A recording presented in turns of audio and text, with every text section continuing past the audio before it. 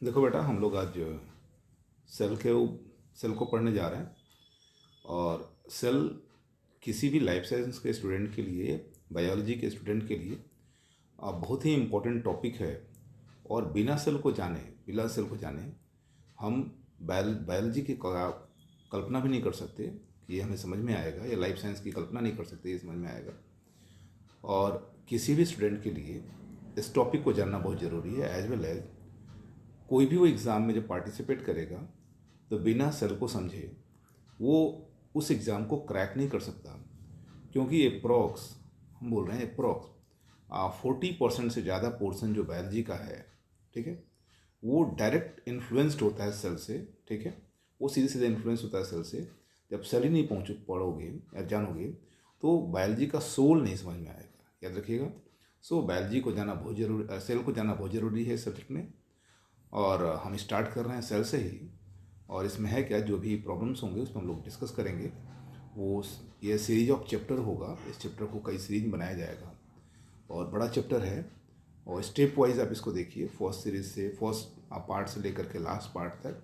तो बहुत ही ईजी हो जाएगा कि हम आगे जा कर के लाइफ साइंस को समझ पाएँ। जो स्टूडेंट लाइफ साइंस के हैं वो भी, और जो लाइफ साइंस के स्टूडेंट नहीं हैं वो भी, उनके लिए बहुत ज़्यादा इंपॉर्टेंट है। क्योंकि आप खुद को जानने की कोशिश कर रहे हो हम हैं क्या। क्लियर। तो यहाँ बात कर रहे हैं, जैसे फर्स्ट टॉपिक है लिखा हुआ है इसमें, फर्स्ट हेडिंग बना रखा है, थोड़ा सा हाइड है वो हमारे फोटो से। तो वो लिखा हुआ है व्हाट इज़ सेल। बेटा सेल क्या है, व्हाट इज़ सेल। तो सेल के बारे में जब डिस्कस कर रहे हैं, study of cell is known as cell biology. ठीक है, तो हम लोग बात सेल से कर रहे हैं, व्हाट इज सेल, सेल क्या है। तो ये लिख रहा है इसमें कि all organism are composed of cell. किसी भी ऑर्गेनिज्म की बात करो तुम, कोई भी ऑर्गेनिज्म हो, वो माइक्रोस्कोपिक हो या जायंट हो।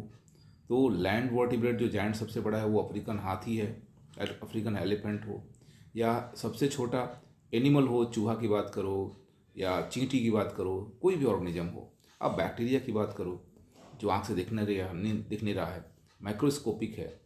किसी की भी बात करो, वो सब, उन सब की बॉडी जो है सेल से बनी हुई बेटा। बिना सेल के शरीर का कल्पना नहीं किया जा सकता। क्लियर।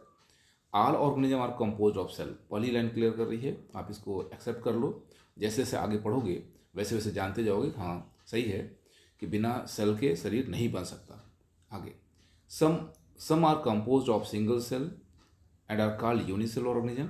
ये लाइन फर्स्ट लिख रहा है। वाइल अदर लाइक अस, हम लोग के जैसे बहुत से ऑर्गेनिज्म हैं जो मल्टी सेलुलर ऑर्गेनिज्म हैं, और ढेर सारी सेल से हमारी बॉडी बनी हुई है, जिसकी वजह से हम लोग को मल्टी सेलुलर ऑर्गेनिज्म कहा जाता है। मल्टीपल सेल से हम लोग की बॉडी बनी है, number of million trillion cell से बनी हुई है।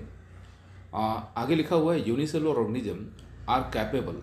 यूनिसेलुलर ऑर्गेनिज्म जो होते हैं बेटा, वो सक्षम होते हैं, कैपेबल होते हैं कौन कौन से चीज़ों को करने के लिए। ठीक है, वाला है फर्स्ट इंडिपेंडेंट एग्जिस्टेंस। वो किसी के ऊपर निर्भर नहीं रह रहे हैं, वो स्वतंत्र हैं जीने के लिए। Performing the essential factor of life. ठीक है, उस यूनिसेल, एक सेल के अंदर ही लाइफ के जितने भी फंक्शंस हैं, जितने भी फिनोमिना हैं, जितने भी प्रोसेसेस हैं, वो सब कुछ वो कंप्लीट करते हैं यूनिसेलुलर ऑर्गेनिज्म। जैसे अमीबा है, पैरामीशियम है, यूग्लिना है, वो यूनिसेलुलर है। वो सब कुछ करते हैं, ग्रोथ भी करते हैं, रिप्रोडक्शन भी करते हैं, रेस्पिरेशन भी करते हैं, न्यूट्रिशन भी करते हैं। ठीक है, सब कुछ करते हैं। Anything less than a complete structure of cell does not ensure independent living. ठीक है, याद रखिएगा।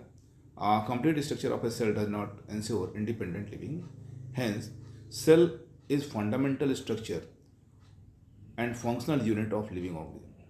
ठीक है, इसकी वजह से हम क्या प्रूव कर रहे हैं, क्या बताने की कोशिश कर रहे हैं कि कोई भी स्ट्रक्चर तब तक पॉसिबल नहीं होगा, बनेगा नहीं, जब तक उसमें सेल इन्वॉल्व ना हो। लिविंग स्ट्रक्चर की हम बात कर रहे हैं बेटा। ठीक है, और कोई भी काम जो लिविंग बॉडी या ऑर्गेनिज्म कर रहा है वो तब तक पॉसिबल नहीं है जब तक सेल उसमें काम ना कर रहा हो, सेल एक्टिव ना हो। लिखा हुआ है फर्स्ट सेल डिस्कवर्ड बाई, ये बहुत फेमस पर्सन है ये, रॉबर्ट हुक। पहली सेल जिसने डिस्कवर किया वो रॉबर्ट हुक था। क्वैकस सुबेरस जो प्लांट है, कॉर्क जिससे मिलता है हम लोग को, कॉर्क कभी बहुत इकोनॉमिकल हुआ करता था, और सील पैक करने के लिए, बॉटल्स वगैरह के लिए बहुत ज़रूरी था, क्योंकि हमारे पास वो भी टेक्नोलॉजी नहीं थी जिससे हम लोग कैप को बंद कर सकें। क्लियर, वो टेक्नोलॉजी में नहीं था, कॉर्क का यूज किया जाता था। और आज भी और उस समय भी उसे हम लोग कॉमर्शियल कॉर्क बोलते थे बेटा। कमर्शियल कॉर्क, कॉर्क तो हम लोग पढ़ेंगे, कॉर्क तो हम लोग बॉटनी में पढ़ेंगे, लेकिन यहाँ पे हम कमर्शियल कॉर्क की बात कर रहे हैं। क्लियर। और कमर्शियल कॉर्क से रॉबर्ट हुक ने सेल की डिस्कवरी किया 1665 में। आगे नेक्स्ट लाइन है एंटोनी वॉन लीवेनहॉक। बेटा Antonie von Leeuwenhoek first saw and describe a life cell. याद रखिएगा, Antonie von Leeuwenhoek, Robert Hooke ने जो डिस्कवर किया था वो डेड सेल्स थी, ठीक है, केवल सेल वॉल उनको दिखा था।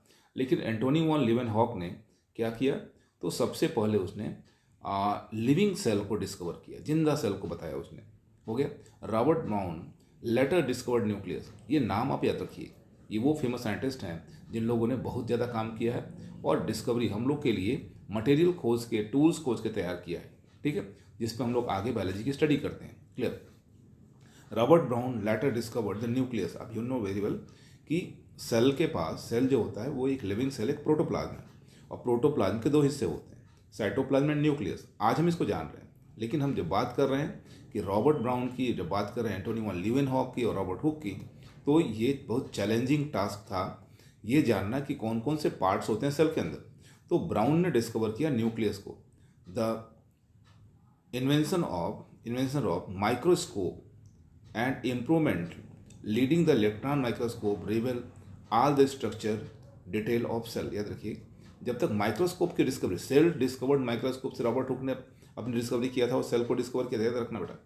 बिल्कुल वैसे ही जैसे जैसे माइक्रोस्कोप डिस्कवर होने लगा और वो इन्हेंस होने लगा और अच्छे डेवलप माइक्रोस्कोप आने लगे, वैसे वैसे स्टडी साइटोलॉजी की बढ़ने लगी, यानी सेल में हम और ज़्यादा कुछ जानने लगे।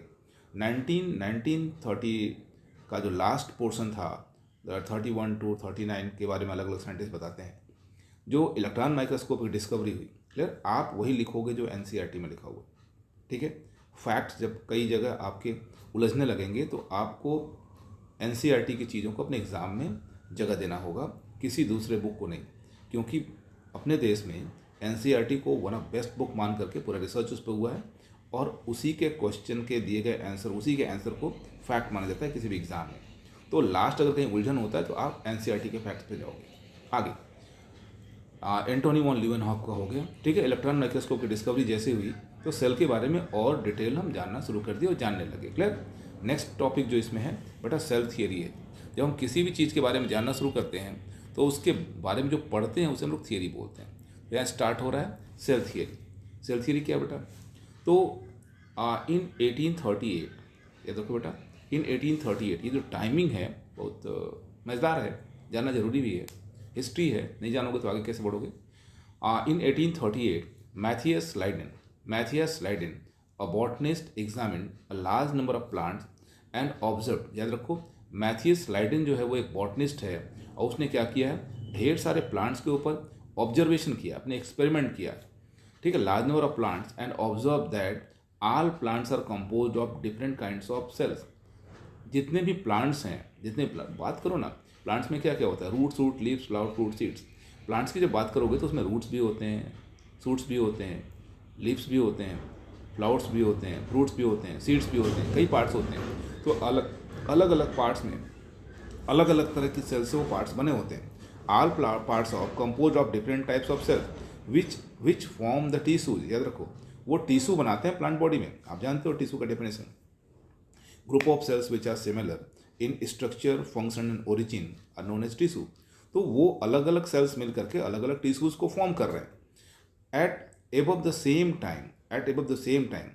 जैसा जब मैथियस लाइडेन ये काम कर रहे थे 1838 में, ठीक इसी समय थियोडोर स्वान जो थे वो 1839 में वो जूलॉजिस्ट थे और वो स्टडी डिफरेंट टाइप, वो अलग तरह की स्टडी कर रहे थे। किसके ऊपर कर रहे थे बेटा, तो ही स्टडीड ऑन एनिमल्स, वो एनिमल सेल्स के ऊपर स्टडी कर रहे थे and reported that cells had a thin outer layer which is today known as plasma membrane. याद रखो, ये जूलॉजिस्ट हैं कौन, थियोडोर स्वान, और ठीक उसी समय वो स्टडी कर रहे हैं किसके ऊपर, एनिमल सेल के ऊपर, और बता रहे हैं क्या कि आउटर लेयर, जो सेल का आउटर लेयर है जिसे हम लोग आज के डेट में प्लाज्मा मेम्ब्रेन कहते हैं, he also conclude on the base of his study on the plant tissue, ठीक है, and the presence of cell wall is a unique characteristic of plant cell. ठीक है, और उन्होंने कंक्लूड किस बेसिस पे किया, उन्होंने प्लांट के ऊपर किया कि जो एनिमल सेल्स हैं उनका सबसे आउटर मोस्ट बाउंड्री जो है सेल मेम्ब्रेन है, जबकि प्लांट सेल की आउटर मोस्ट बाउंड्री बेटा जो है वो सेल वॉल है। ठीक है, Schwann propose the hypothesis that bodies of animal and plant, फिर से बात करो, bodies of animal and plant, Schwann ने प्रपोज किया हाइपोथेसिस क्या, कि एनिमल और प्लांट का जो बॉडीज है are compose of cells and product of cells. याद रखो, जो बॉडी पूरी की पूरी बनी हुई है या सेल से बनी हुई है, अदरवाइज वो सेल के प्रोडक्ट से बनी हुई है। सेल जिस चीज़ को बनाता है वो बॉडी को बना रहा है। क्लियर, आगे क्या है, स्लाइडेन एंड स्वान टुगेदर, याद रखो ये दोनों के दोनों साइंटिस्ट मिल करके, ये Schleiden and Schwann together formulated the cell theory, ये दोनों ने मिल करके सेल थियरी को फॉर्मुलेट किया, बताया, जिसको हम आज भी पढ़ रहे हो, आज पढ़ रहे हो। ये डेट कौन सा है, 1839, आज हम लोग बैठ के पढ़ रहे हो, 1939 नहीं 2021 में बैठ के पढ़ रहे हैं हम लोग। याद रखो 20 साल इधर हो गया, ठीक है, और पीछे का काउंट कर सकते हो तुम कितना दिन बाद में हम लोग इनकी चीज़ों को पढ़ रहे हो, आज भी सही है। हमने क्या बोला, Schleiden and Schwann together formulated the cell theory, इन दोनों ने मिल करके सेल थियरी को फॉर्मुलेट किया, सेल थियरी को बताया। और according to him cell theory क्या है, this theory because did not explain at how new cells are form, उन लोगों ने सेल थियरी दिया और सेल थियरी में उन्होंने दो स्टेटमेंट दिया, क्या, तो सारी कोई भी ऑर्गेनिज्म हो उनका जो बॉडी है वो सेल से बना होता है, और जो कोई भी ऑर्गेनिज्म हो उनमें जो फंक्शन हो रहा है वो सेल के थ्रू ही होता है, बिना सेल के फंक्शन पॉसिबल नहीं है। और दूसरा चीज़ उसने क्या बोला कि स्ट्रक्चर भी पॉसिबल नहीं है, लेकिन वो ये बताने में असफल हो गए, वो सक्सीड नहीं हो पाए कि नई सेल्स कहाँ से आती हैं।